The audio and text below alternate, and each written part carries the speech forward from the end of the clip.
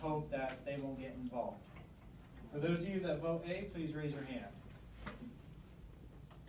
All right. For those of you that vote B, please raise your hand. All right, for those of you who raise your hand, sit down. You're clearly a threat. We can't have that. All right. Congratulations to those who stay on the true path. I look forward to our futuristic attack on Pearl Harbor, and our victory will be assured. So we're Japanese. What in the world? Oh my God! But they said that we're less advanced. I remember reading about the steamboat thing. Yeah. So, obviously, I had to try and keep this a little bit secret to get that little bit of an impact. Now, let's talk about this as a class. To give you a bit of a background, in the better part of the 19th and 18th century, Japan, just like America, was very isolationist to the extreme. They would not allow visitors into their borders. They would not allow new ideas and customs to come with them. They were very basically anti-other world. They wanted to keep their culture intact and not have any influence. Now, this changed. Due to multiple events, they opened their borders, and then they realized that they were not as advanced as some of the more Western societies. So what they did, they sent experts throughout the world to learn. They went to universities in Germany. They went to professors and met with experts in America and France and Britain to try and gain knowledge, to help build factories, to help build railroads and roadways, and other experts in extracting resources. And they became a very modern nation very quickly. However, when the Depression hit, they decided, mainly their military, thought that they should go back to their militaristic roots, as they had in the past, and expand and conquer their neighbors, feeling that they were the more superior nation in the area, and that it was their right to take what was theirs. Now, this obviously gets our attention, because we have interests in the area, and we have friends in the area. And we make moves against them to try and prevent them from spreading and to do more war in the area. Now, if you are the Japanese Empire, if you're a Japanese militarist and you want to expand, how are you going to feel towards a country making moves against you? Basically cutting you off resources or telling you you can't do that. How's that going to make you feel? Yes. Mad. Mad, right? What else would you feel? Get something else. You feel threatened, right? It's like we're trying to do our thing, and this outsider is trying to tell us what to do.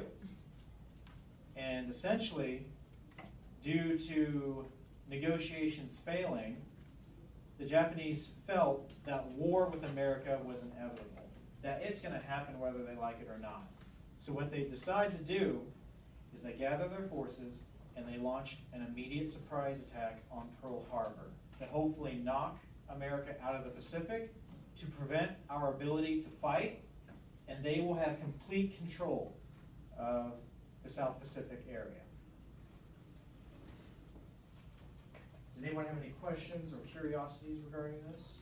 Anything along that? Did we bomb them back though? Like for sure. Good. Didn't we bomb them back? Yes, and we'll talk about that. We did that in the Doolittle race, and we'll talk about that in the notes for this section right here.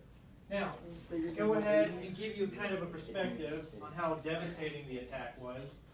I'm going to go ahead and play a scene from the Pearl Harbor movie. It's only going to be a couple minutes. But this is basically the result of the attack. I've watched this like 100 times, bro. This is Alright, guys, now let's go ahead and try and limit some of the talking and really take in what happened.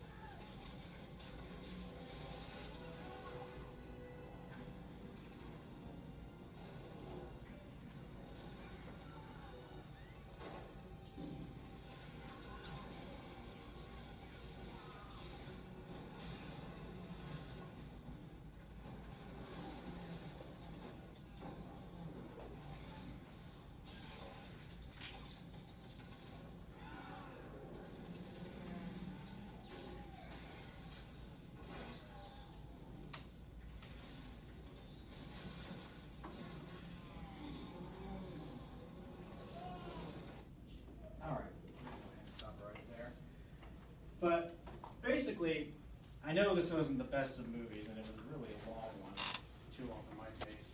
But in my opinion, this scene really accurately shows what happened during that day. Because at Pearl Harbor, December 7th, that was just an average Sunday. The ammunition and stores, the weapons were locked up for the most part of the day. Soldiers and civilians were going about their business on the base and off the base. And while there was suspicion, no one really thought that we were going to go to war with Japan. And we were really, literally caught with our pants down in this situation. Did you see those guys in the bunkers who were only trying to use like basic rifles and pistols trying to take down those planes? Exactly. They couldn't get to the bigger guns. They couldn't get to the better weapons because they were all locked up. Because they didn't think that this was ever going to happen. And unfortunately, we would lose nearly 25 to 27,000 people in this, 2,700 in this attack. And we would lose, obviously, we would have some damaged ships and aircraft, but it wouldn't knock us out of the war. We would get back from this. And so, I felt that that pretty much shows what happened during the attack. And now, let's go ahead and talk about how America responded after the attack. So here's what we're going to go ahead and do. I'm going to go ahead and give you guys a transcript of the Day of Infamy speech. This is President Roosevelt's address to the American people and to Congress, saying that we should come together as a nation and that we need to fight back against the Japanese and their allies.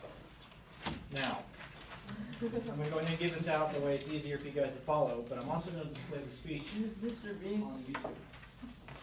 This happens every single time. I'm not doing this on purpose, I swear. Basically, when the speech gets started, you'll go ahead and follow this on the bottom of the page.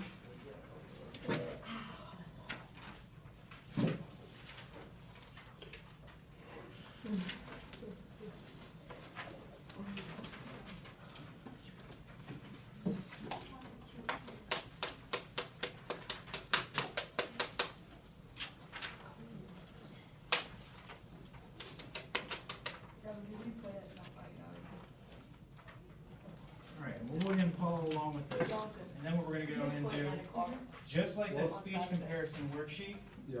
we're going to go ahead, Who? Oh, agency? guys, just like that comparison worksheet that we did the other day,